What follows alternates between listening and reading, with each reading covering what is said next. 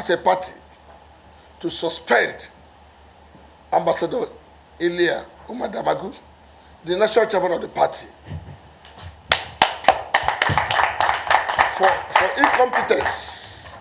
For incompetence, misappropriation of party funds, and disobedience, flagrant disobedience of court judgments, both pending and the ones the judgment. For instance, against the legal advice of the national legal advisor of the party. On that note, we decided that we should suspend him for 1 month, and we'll send him to the disciplinary committee for him to be able to answer such questions pending the time he serves of his suspension.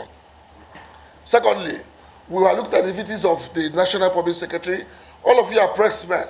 We have seen the frequent press releases by the National Public Secretary, that Honorable Debo Olugagba, which has confided, even at the point the then national chairman suspended him for appearing from defending the party because of frequent press releases, and ensuring that for us to have sanity in the party, we must give him that suspension.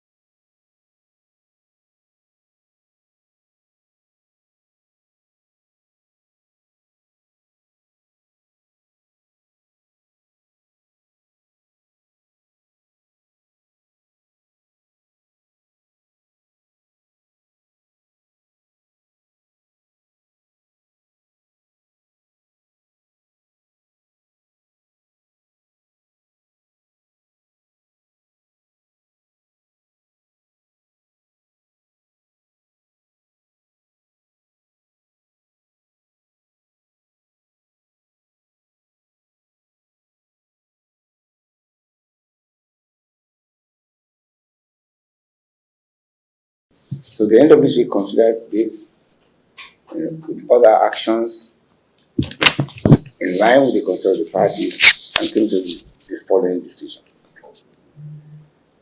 Number one,